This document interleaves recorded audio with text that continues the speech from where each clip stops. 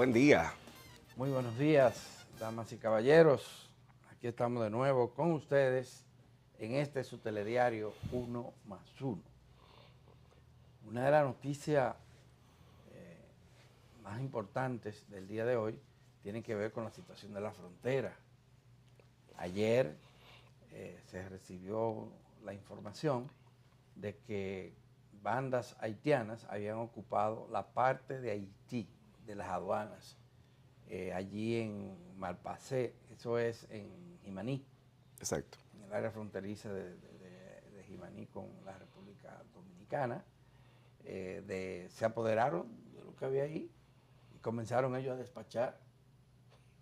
No sabemos las repercusiones que tú vas a tener. Ya habían disminuido bastante las operaciones entre Dominicana y Haití por esa vía, zona. porque en el trayecto se sabe que hay operan parte de las bandas que hay en ese Es parte de país. una de las zonas en las que hay mayor control. Mayor control. Esto está Sí. muy cerca de Puerto Príncipe, a menos de 50 kilómetros de Puerto Príncipe, y hay esa situación, pero esto ya no crea una situación difícil, porque el gobierno dominicano no puede negociar ni verificar con la aduana. Esto va a agudizar la crisis económica que ya está padeciendo Jimaní por la ausencia del comercio bilateral. del comercio, las reducciones de las operaciones de comercio bilateral, de lo que vive Jimaní principalmente. Lo va a agudizar, lo va a agravar, pero también afecta en gran parte a la economía global, porque la República Dominicana vende mucho a Haití, aunque compra poco. Nuestro principal socio. Es bien difícil, hay que esperar hoy la reacción oficial del gobierno dominicano. Ya el gobierno había reforzado la frontera, al propio Jimaní había enviado cerca de 180 militares adicionales a lo que habían allí para garantizar una mayor seguridad fronteriza.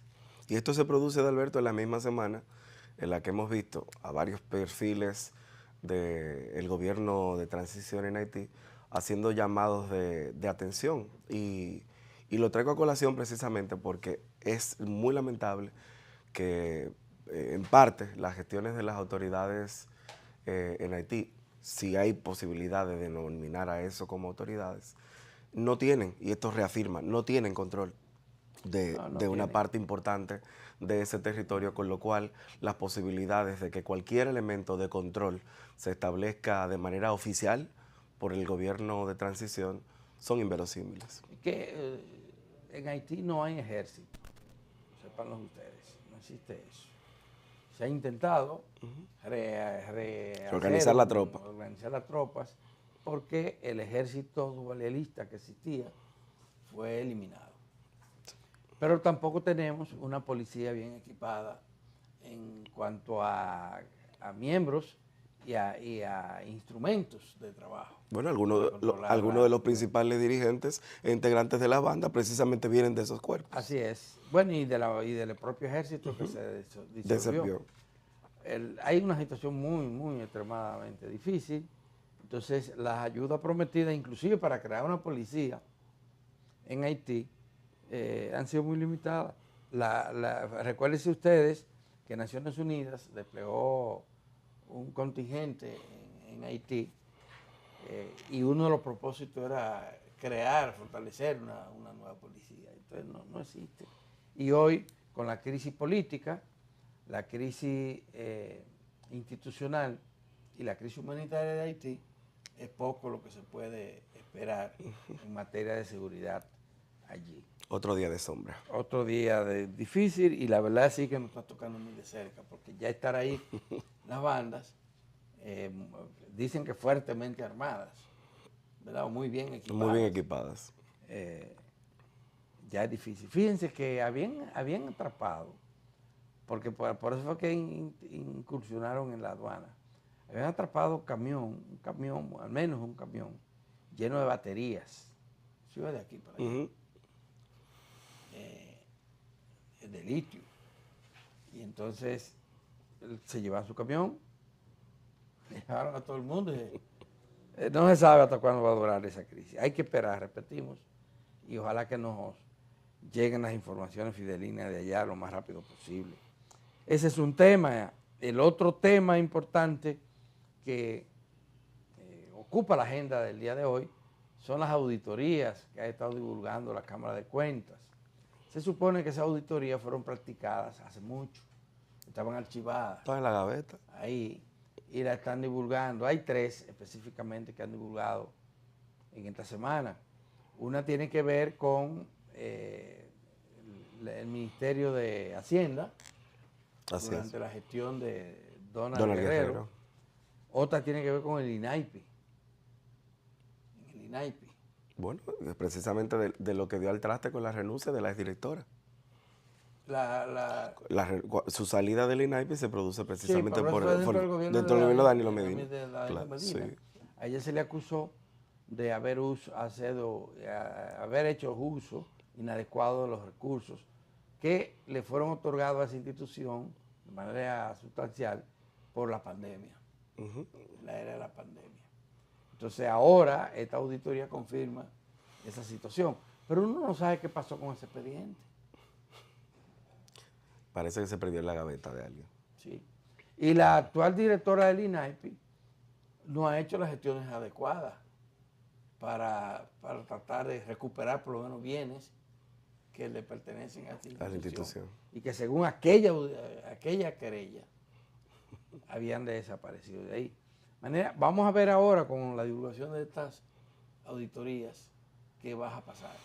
A mí me llama poderosamente la atención precisamente el plantearnos cómo en el contexto del pleno anterior de la Cámara de Cuentas, que habían estado tan entretenidos, entrándose unos y otras, y viceversa, no habían tenido tiempo suficiente, por lo menos en un pequeño espacio de tregua, para sacar algunas. Y dicen que estas no son las únicas. No, pero... Le estoy pidiendo peras. Que no se trató de que no tuviesen tiempo.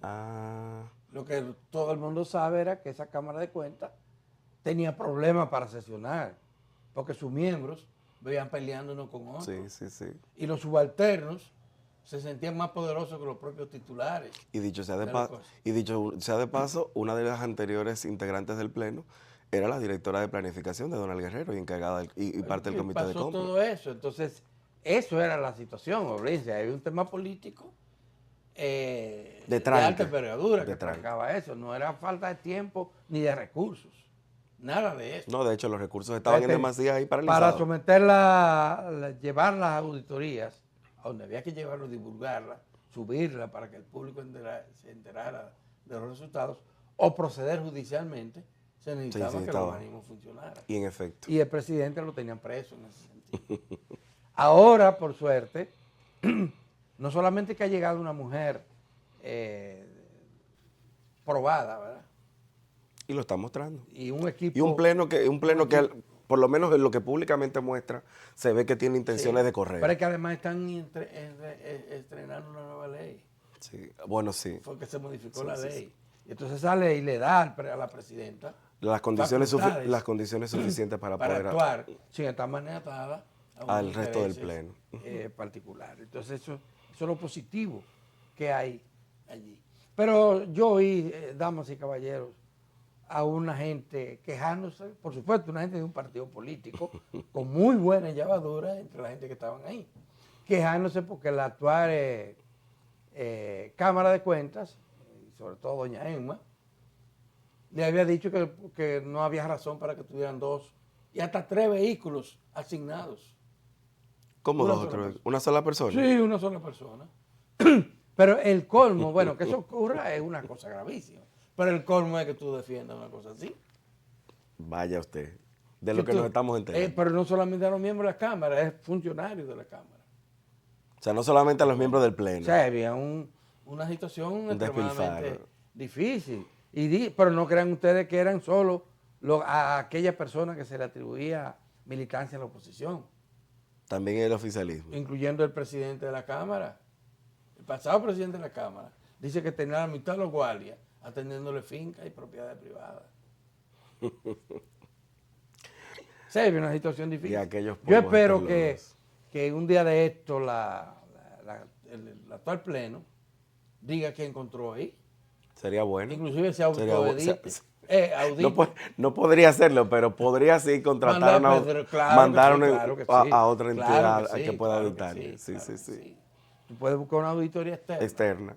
Para que sería bueno, sería un de salud. Pero claro que sí, porque es que son instituciones públicas.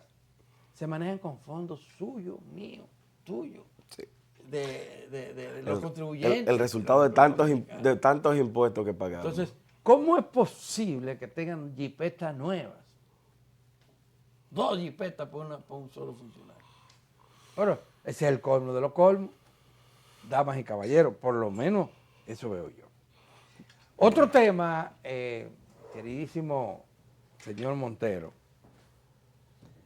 es una información que parece atribuida a un expresidente del CODIA, que se está quejando porque hay retrasos significativos en el pago de ubicaciones a contratistas del Estado.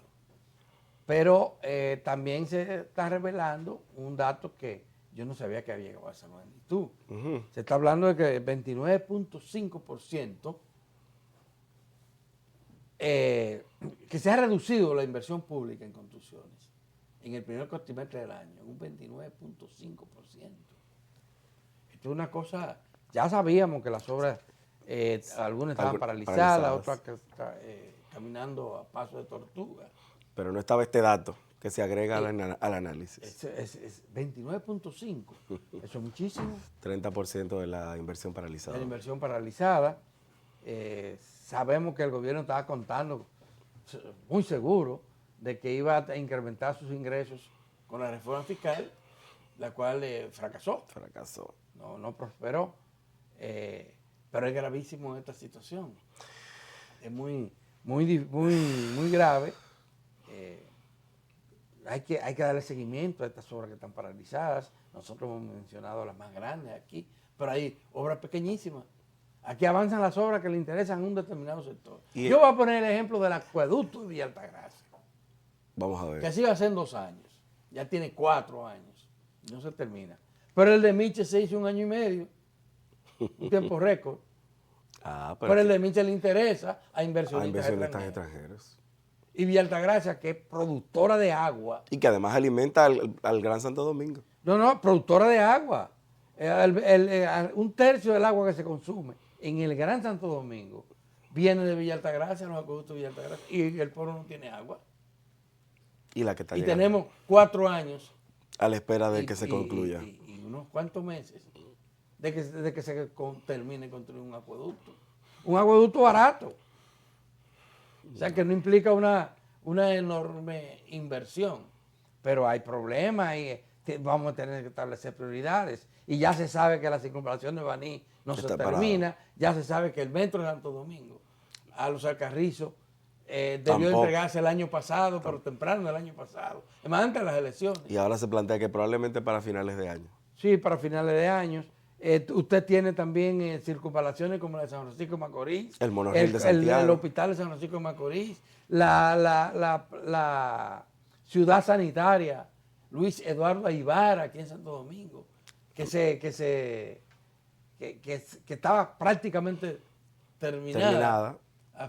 Cuando hubo el cambio de gestión de gobierno. Y así hay múltiples obras pequeñas, medianas y grandes sin concluir. Que están sin concluir. De algún lado tendría que aparecer el dinero porque miren, si no, el gobierno va a quedar muy mal parado con todo esto. Y ya vamos a cumplir en agosto 1 año de la segunda gestión. Se le está acabando el tiempo para hacer estas cosas. Y entonces el de CODIA está hablando de que no le están pagando a los contratistas y esto afecta, él tiene razón, el CODIA tiene razón, afecta también la economía global. Claro. Porque usted sabe que las obras movilizan. Sí, no solamente al área de la construcción, ferretería. Todo lo que está alrededor. Óyeme, pero hasta la gente que vive de negocio con cuenta propia, que le vende comida a los la doña que hace el desayuno, le vende comida, que le venden ropa, que le venden prendas, ¿verdad? Que lo transportan. ¿Y cómo se impacta a las familias de la gente que trabaja directamente en este sector? Así es. Así que ese es un tema que tenemos ahí. Hay muchos otros temas, pero hay uno que no podemos dejarlo de mencionar, aunque el tiempo se nos está acabando. Es el del señor Ángel Martínez. Este es un señor que fue apresado en esta semana, hace 3 días, en Puerto Plata, donde él estaba vacacionando. Y además, miren, burlándose de la República Dominicana. Él subió algunos mensajes donde decía, miren, porque a él le impusieron, lo había incitado en varias ocasiones. Prisión preventiva porque él estaba acusado de difamación e injuria aquí y nunca vino. Sin embargo, él viene de paseo, sí, pero nunca acudió a los tribunales porque él es un superhombre. Él dice que él es detective de los Estados Unidos con nacionalidad norteamericana, española y dominicana. Gloria a Dios. Y un hombre famoso en las redes sociales, muy famoso, porque habla duro y habla todas las pendejadas que se le ocurre, este caballero lo dice. Sí. El mejor ejemplo fue lo que hizo Puerto Plata antes de que lo apresaran. Sí. Él fue a un cuartel, estaba retratando, metiéndose por todos los lados. Burlándose. Y le dice, no señor, usted no puede hacer esto en un cuartel, está prohibido. ¿Qué me importa a mí eso? Pero además, transmite del mismo puerto de Puerto Plata, diciendo, mírenme aquí, los que me quieren matar, aquí estoy yo, vengan. Está vivo, pero ahora tiene impedimento de salida. Pero mire, este país bananero, cuando quiera hacer cumplir, hace cumplir. Logró. Hizo que el barco se devolviera. Lo apresaron y lo trajeron para la capital amarrado. Sí. Él comenzó diciendo que ahora era que él iba a darle para adelante. Y entonces el juez le dijo, mire, lo voy a soltar, pero usted no puede ir de este país. Dice el que tiene todo el tiempo, 50 años viviendo en el mismo sitio y 35 con una oficina en el mismo sitio, pero no había recibido ninguna de las notificaciones. Mira que el presidente de la República no se ha quejado contra él. Sí. Porque ese caballero ha dicho barbaridades. Falta de respeto. Cosas increíbles del presidente de la República. Sí. Pero ya hay gente que sí comenzó a definir y la misma ministra dijo que sí, que también se va a querellar. Eso es una cosa. Hay que ponerle coto y eso, Adalberto, evidentemente conecta con el debate que desde hace semanas se vive en el país respecto a la ley de expresión y difusión del pensamiento y a la negativa, sobre todo, de los sectores a los que pertenece este señor de apellido Martínez, que efectivamente intentan que no se les regule, que no se legisle en esa dirección. Y si hay algún medio, si alguna tipografía, si parte del espectro mediático necesita hoy día tener rigurosa legislación y regulación, es el espectro digital. Tiene que hacerse porque aquí hay un segmento de la población, yo no sé si es el más grande o qué tamaño tiene, pero hay un segmento de la población que consume basura, es como un zafacón. Sí, y queda todo por buena y válido. Mucha basura. Queda todo por buena y válido. No, que goza con el morbo, que goza con la basura. Tú le dices las cosas más increíbles y te la creen. Sí. Y las reproducen, ¿verdad? Y viste. Óyeme, una cosa insólita. Lo que antes se hacía, como decía Humberto Eco, en un bar, ahora es la tertulia. en un prostíbulo. Ahora es la tertulia de la nación a través de medios digitales. Sí. No puede ser. Y eso no puede ser. Tiene que limitarse. Por eso es importante que se haga la ley. Nancy Rodríguez, no eche para atrás en lo que tiene que ver con legislar para regular la comunicación audiovisual. Esa es la línea a fortalecer. Eso tiene que... no a separarla claro de la que pieza. Sí, no claro a separarla de la pieza. Pero acabó. bueno. Se nos ha ido el tiempo. Hoy tenemos mucha mujeres información. que vienen para este programa. La primera de ellas es María Fernanda López, abogada experta en derechos humanos. Una vieja compañera también de esta casa, del segmento de jóvenes. Bueno, sí, ya me miró ahí. Y bueno, como cada miércoles en la segunda parte de esta mañana, vamos a tener el segmento con Altagracia Paulino. Por eso les invitamos a que se quede con nosotros y que a seguidas pues podamos compartir mucho más del contenido que hemos preparado para ustedes acá en Uno Más Uno.